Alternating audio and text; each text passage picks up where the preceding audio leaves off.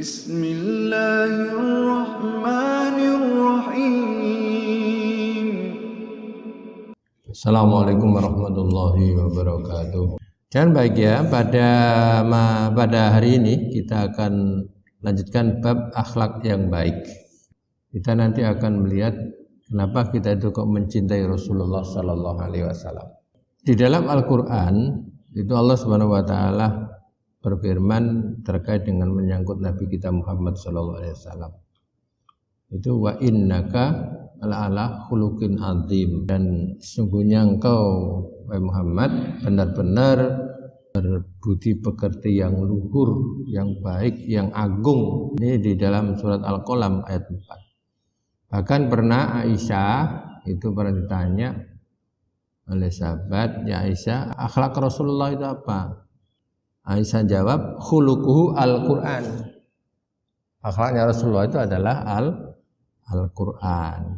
Jadi kalau kita berakhlak yang baik, ya akhlak kita adalah Al-Quran. Quran itu jadikan pedoman, jadikan penuntun kita. Makanya hudan, alif lam mim dzalikal kitabul la raiba fihi hudal lil muttaqin, sebagai penuntun, petunjuk kita. Nah, kalau kita ngikuti Quran berarti ya akhlak kita akhlak yang baik. Nah, akhlak itu apa? Akhlak itu satu tindakan secara spontanitas yang dengan tidak disadari muncul. Misalkan malam-malam jam 2 ditelepon seorang enak-enak tidur. Kemudian ini siapa sih malam-malam nelpon ini? Kemudian begitu, ini dari Pak Bupati. Oh maaf Pak Bupati, maaf ya. Nah, akhlak itu yang pertama tadi, akhlak kita itu. Jadi secara spontanitas. Bukannya karena Bupati, oh maaf Pak Bupati, ya itu bukan itu. Sama dengan kita itu, begitu kesandung batu, innalillah, cara spontanitas. Itulah namanya muncul secara spontan. Kita tidak sadari bahwa setiap kita makan itu mengucapkan bismillah.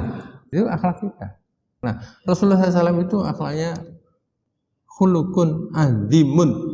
Akhlaknya akhlak yang mulia, yang luar biasa, sehingga disebutkan khuluquhu al-Quran. Disebutkan Aisyah akhlaknya adalah Al-Quran. Nah, itulah makanya salah satu di antaranya kenapa kita itu mencintai Rasulullah. Kita melihat ada beberapa segi yang kita pandang sehingga kita itu pantas betul mencintai Rasulullah SAW. Sehingga di dalam hadis Rasulullah menyebutkan ayyakunallahu wa rasuluhu ahabbu ilaihi mimma siwa. Adalah Allah dan Rasulnya itu lebih dicintai bila dibandingkan dengan yang lainnya. Ada beberapa faktor yang dengan faktor itu kita pantas mencintai Rasulullah setelah Allah Subhanahu wa taala. Yang pertama, kenapa kita cinta kepada Rasulullah? Karena dari segi namanya Rasulullah itu bagus. Dari namanya itu aja Muhammad. Artinya Muhammad itu apa? Terpuji. Kalau di dalam Quran surat As-Saff itu ada sebutkan Ahmad. Ismuhu Ahmad. Artinya sama-sama terpuji. Sehingga Rasulullah SAW itu memerintahkan kepada umatnya itu kalau memberi nama, itu nama yang baik. Memang ada nama yang direkomendasikan, misalkan nama Abdullah, Abdurrahman. Tapi ada nama yang penting, kita itu punya nama, makna, arti yang bagus. Tidak salah kalau kita misalkan pakai bahasa Jawa, tidak salah kalau kita pakai bahasa Dayak, tapi punya makna yang bagus. Karena Rasulullah SAW itu pernah mengganti nama. Karena dilihat nama anak bayi itu enggak bagus, kemudian diganti misalkan Asiyah pakai ain, bukan Aisyah, Asiyah, orang yang suka durhaka artinya. Dan Rasulullah menggantinya dengan Jamilah. Jamilah itu artinya cantik, bagus. Pernah juga Rasulullah SAW itu mengganti nama. Ada orang namanya Mutoji. Mutoji itu orang yang suka tidur, dia suka menaruh lambungnya di tempat tidur. Kemudian diganti Mab'as, yang bangkit. Jadi nama itu sangat perlu kita perhatikan artinya. Maka kalau kita ngasih nama anak, itu perhatikan nama. Jangan kita sebagai orang Islam kemudian bilang apalah artinya sebuah nama. Oh, nama itu sangat beragam. Rasulullah SAW sangat perhatikan. Sehingga Hakul walad alal walad salas. Hak anak terhadap orang tua itu ada 3. Di antara yang pertama adalah ayyuhina ismahu idza wulida. Memberi nama anak yang baik kalau anak itu sudah lahir. Silahkan yang punya sejarah kemudian dikasih nanti sematkan di anak. Tapi artinya arti yang baik, jangan arti yang tidak baik. Sehingga nanti juga anak itu kadang minder dengan hadiahnya. Nah, sekarang itu kalau ganti nama itu susah, besar diganti namanya itu. Karena sudah menyangkut akte kelahiran, sudah menyangkut kartu keluarga. Apalagi kalau sudah nanti ada paspor itu kalau ganti nggak bisa, susah. Jadi kenapa kita mencintai Rasulullah SAW? Di antaranya kan nama Rasulullah SAW itu bagus artinya. Muhammad terpuji. Sekalipun dijelek-jelekkan dulu oleh kaum Quraisy, tetap aja terpuji. Dicaci maki dia, tetap aja Nabi Muhammad adalah orang yang terpuji, sangat indah namanya. Yang kedua yang baiknya. Kenapa kita itu mencintai Rasulullah SAW? Karena Rasulullah SAW itu dari segi bentuk tubuhnya sangat indah, tegap, tidak bungkuk, gagah, dan rambutnya juga bergelombang. Bahkan tangannya ini halus. Maka Anas pernah bercerita, apa dia bilang di dalam hadis, aku itu pernah menyentuh tangan Rasulullah SAW. Begitu halusnya, lembutnya tangan Rasulullah SAW itu lebih lembut tangan Rasulullah bila dibandingkan dengan sutra tebal atau sutra tipis. Itu fisiknya Rasulullah. Bahkan keringatnya harum. Jadi fisiknya Rasulullah luar biasa. Wajahnya senantiasa berseri-seri. Hingga ada istilahnya tola al-badru. Diumpamakan seperti apa? Badr itu al-badru itu adalah tola al-badru itu muncul bulan purnama. Bulan purnama itu kan indah. Tapi ada sahabat yang pernah bilang begini, saya itu pernah melihat wajah Rasulullah bila dibandingkan dengan bulan purnama. Saya menyatakan lebih indah bila dibandingkan dengan bulan purnama. Yang ketiga yang bahagia, kita cinta kepada Rasulullah itu adalah karena memang akhlaknya.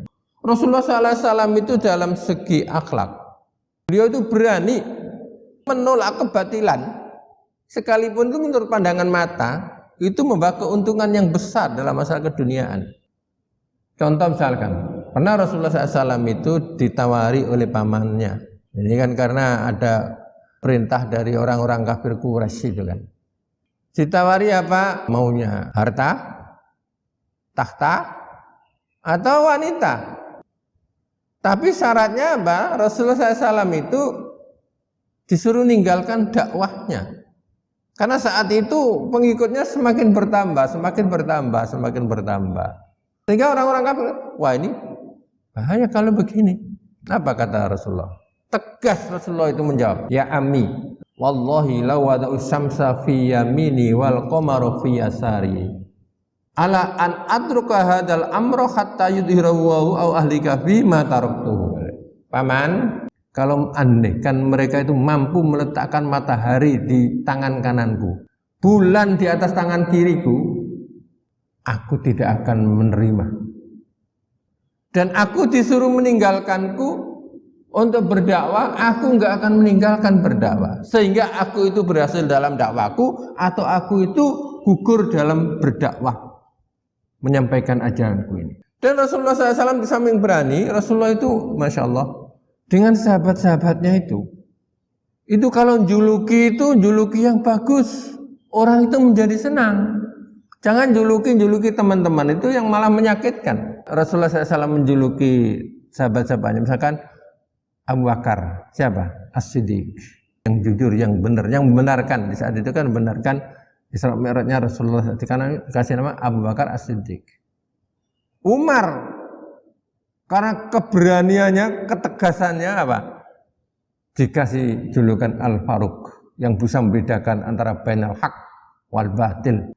Ali bin Abi Thalib, karena cerdasnya Ali itu kasih nama Babul Ilmi, pintunya ilmu, karena kecerdasan. Jadi Rasulullah SAW itu memberikan julukan-julukan dengan sahabat itu, julukan yang indah, julukan yang bagus, julukan yang orang itu memberikan malah semangat, tidak juluki orang malah menyakitkan.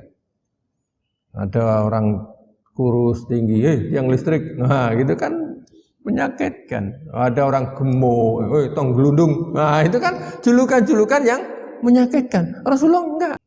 Dan kalau Rasulullah SAW dalam berdakwah disakiti fisik, itu Rasulullah enggak balas ya.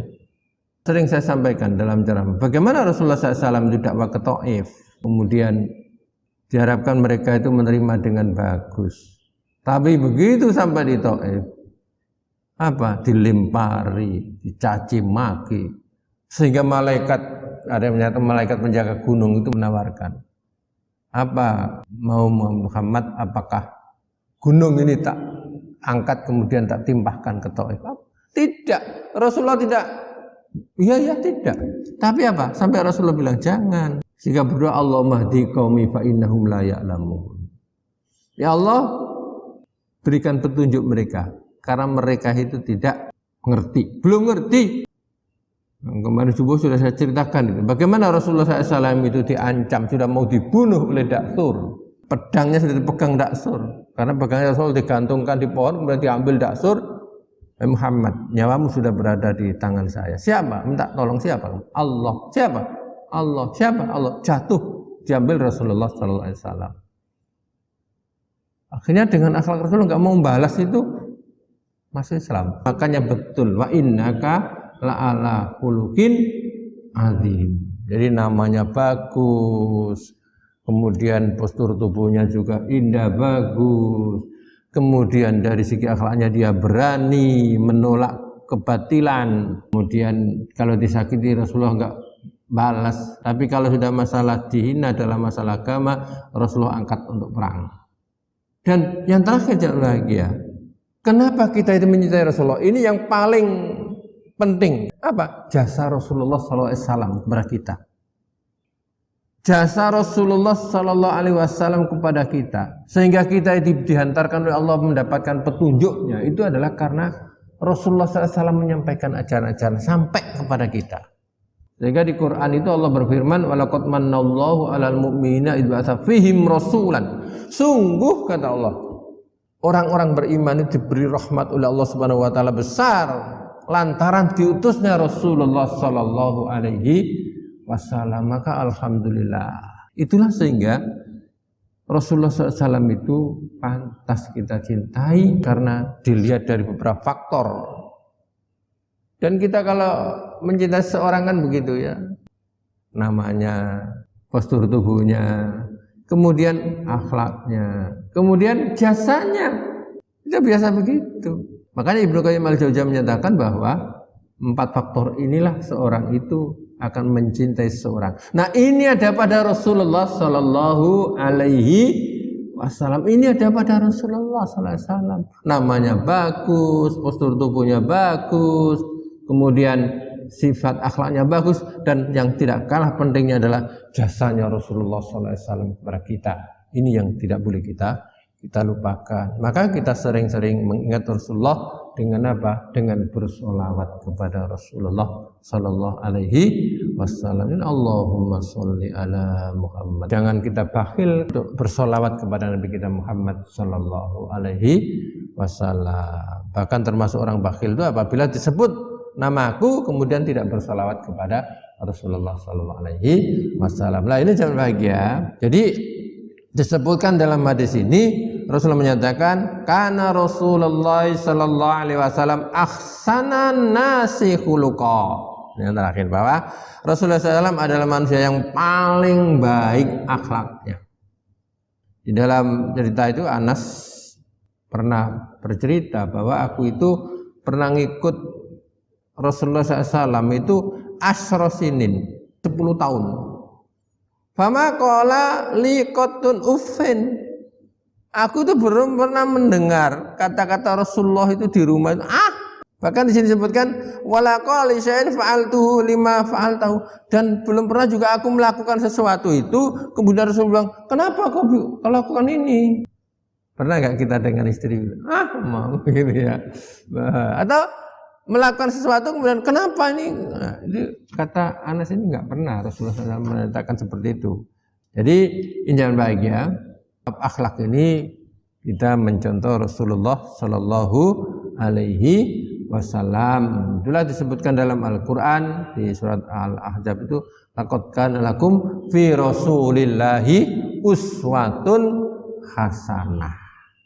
Cara pribadi bagus, dengan teman bagus, dengan keluarga bagus, dengan masyarakat bagus. Yang perlu kita contoh adalah akhlak Rasulullah Shallallahu Alaihi Wasallam. Mudah-mudahan Allah terus memberikan keistiqomahan kepada kita dalam melaksanakan perintah-perintahnya dan meninggalkan larangan-larangan Allah Subhanahu wa taala. Ini salah satu wujud akhlak kita kepada Allah Subhanahu wa taala yang sudah dicontohkan oleh Rasulullah sallallahu alaihi wasallam. Subhanakallahumma bihamdika asyhadu an la ilaha illa anta astaghfiruka wa atubu ilaik. Assalamualaikum warahmatullahi wabarakatuh.